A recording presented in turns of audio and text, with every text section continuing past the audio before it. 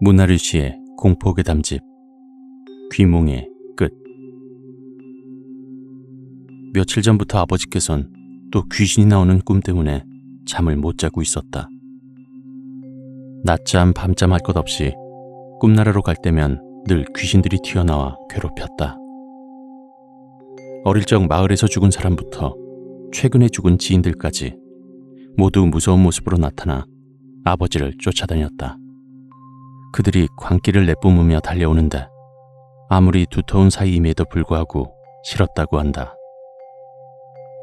아버지는 귀신 꿈 때문인지 많이 쇠약해지셨다.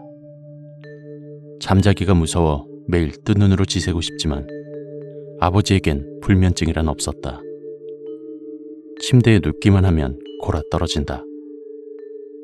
그러다가 새벽쯤에 비명을 지르고 일어나는데 온몸이 식은땀 범벅이었다.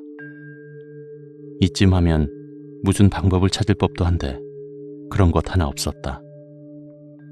귀신과 미신의 존재도 믿지 않을 뿐더러 종교도 없기 때문이다. 치료받기에는 스스로가 정신이상자 취급을 받을까 병원도 가지 않았다. 40년간을 맨몸으로 버티는 중인데 이번엔 한계가 온 것 같았다. 결국 아버지는 아랫집 용재 아버지의 권유에 못 이겨 부산 동래구에 위치한 용한 무당집으로 갔다. 용재 아버지는 그곳에서 부적을 쓰고 난 뒤 잡귀 같은 것이 눈에 안 보일 뿐더러 악몽도 꾸지 않는다고 했다. 무당집은 생각보다 도심 속에 있었다. 흔히 생각하는 산속에 있거나 시골에 있는 누추한 곳이 아니었다.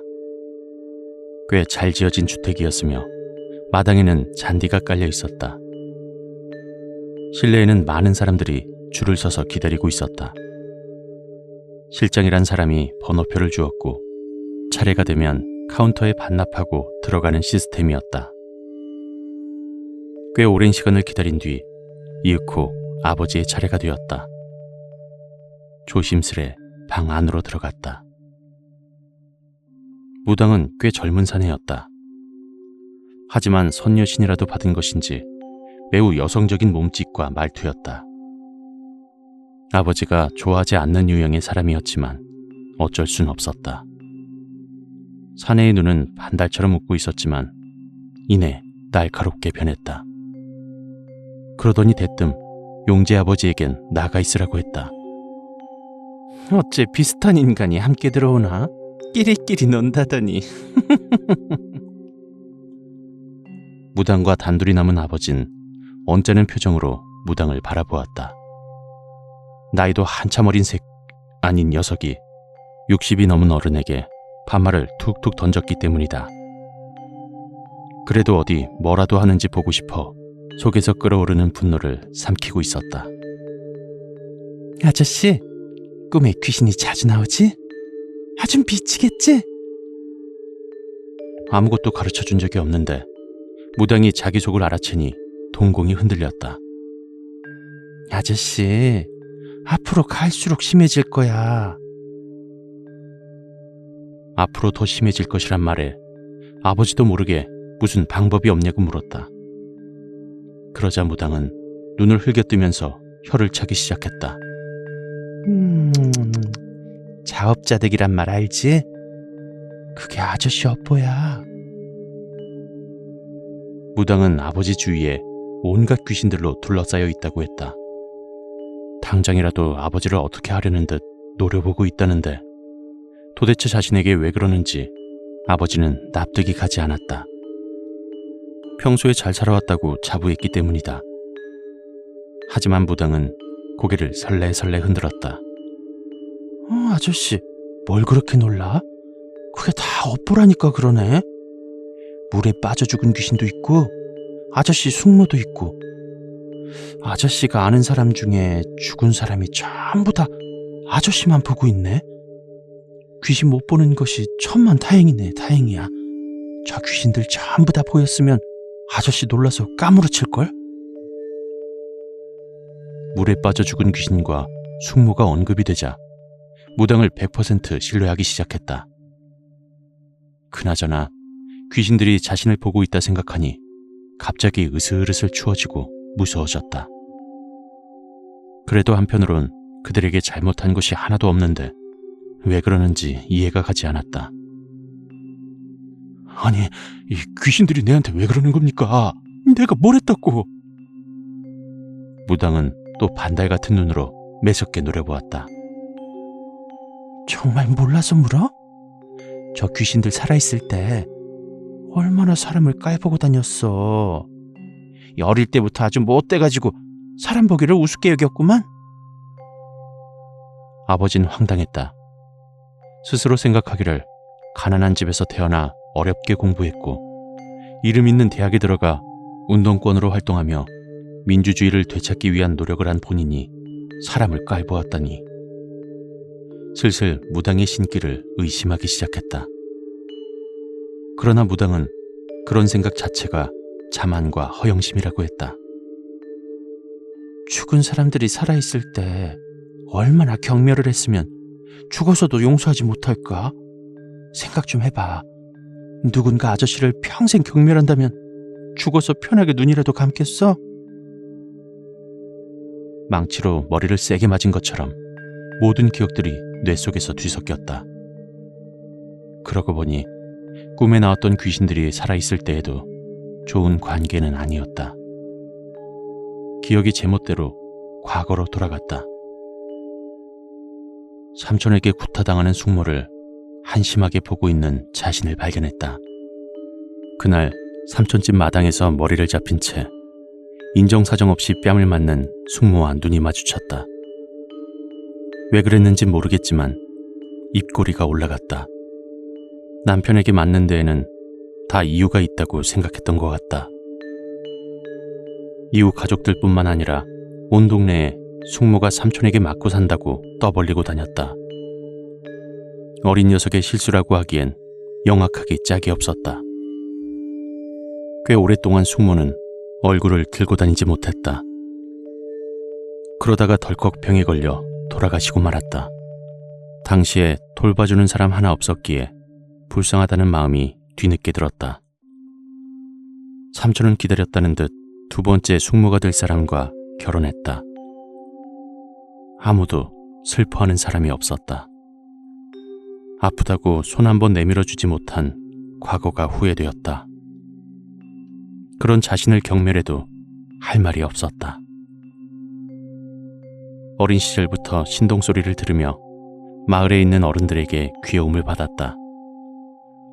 특히 집안에선 특별 대우를 받으면서 온갖 예쁨을 다 받았다. 가난한 집에서 좋은 것은 모두 자신의 몫이었다.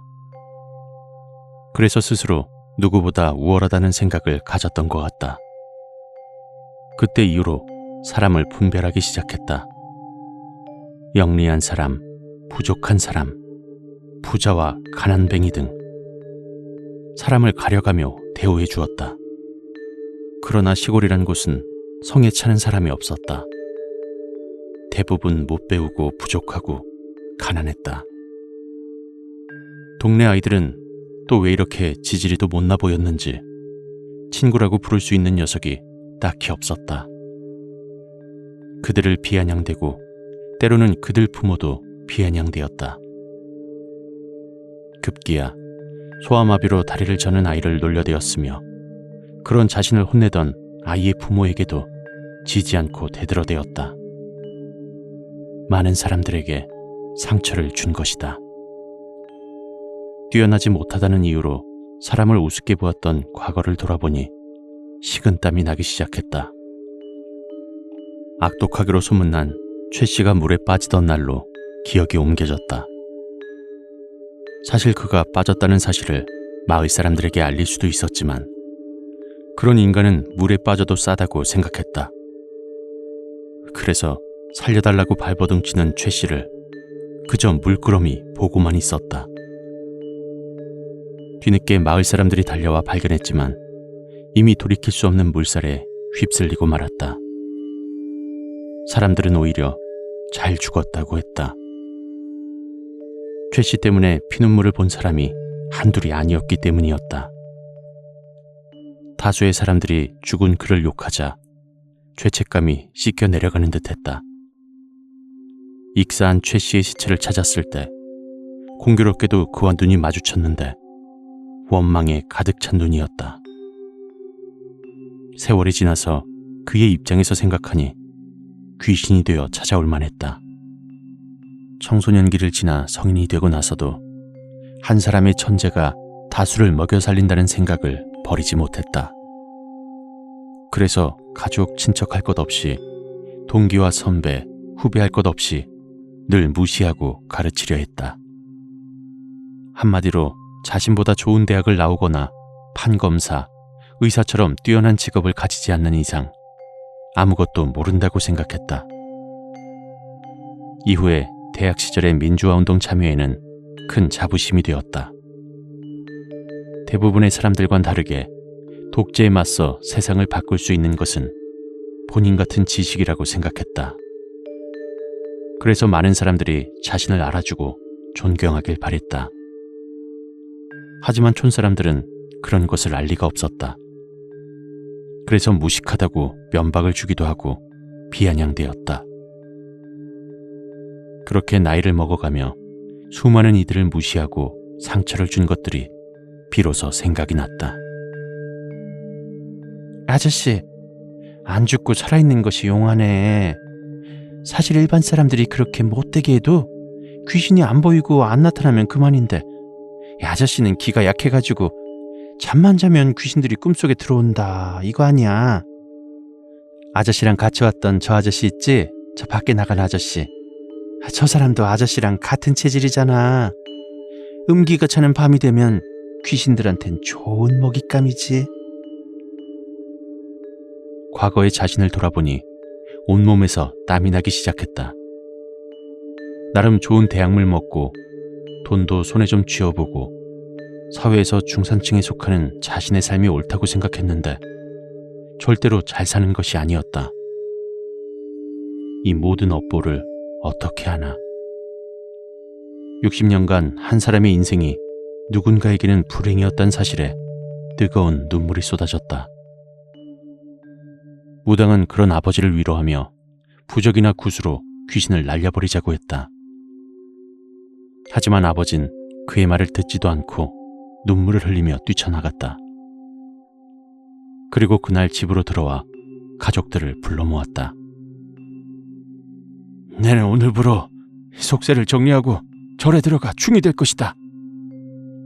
용재 아버지와 무당집에 갔던 이야기를 장황하게 설명한 뒤 스스로의 업보를 반성하기 위해 절에 들어간다는 것이었다. 무슨 영문인지 몰랐던 가족은 붙잡았으나 짐을 싸고 나가버렸다. 그렇게 아버지는 모든 것을 버리고 지리산 인근에 있는 절로 들어가 버리셨다.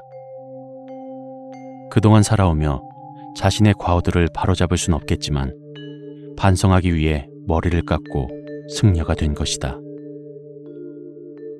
이 시점에서 생각해보니 고작 귀신의 꿈 때문에 그런 선택을 한 아버지가 이해되지 않았다. 물론 아버지가 많은 사람들의 가슴에 비수를 꽂는 말을 하고 무시하며 산 것은 사실이다. 그러나 일상생활이 불편할 정도로 티를 내거나 당사자들에게 직접 말하는 경우는 없었다. 아무래도 오래전부터 스스로가 그런 언행을 했던 것에 대한 죄책감이 마음 깊숙이 있었는데 무당의 말이 도화선에 불을 붙인 격이 된 것이다. 용재 아버지가 말하길 아버지가 그런 선택을 할 줄은 무당도 몰랐다고 했다. 오히려 무당이 놀라서 자신이 멀쩡한 사람 망쳐놓는 것이 아닌지 말려보라고 할 정도였다고 한다. 최근에 본 아버지의 모습은 평온했다. 꿈에 귀신이 나온 적이 한 번도 없다고 했다. 아들인 나에게까지 타인처럼 존대를 하는 아버지의 모습이 낯설지만 행복해 보여 다행이란 생각도 드는 것이 여간 복잡한 심정이다.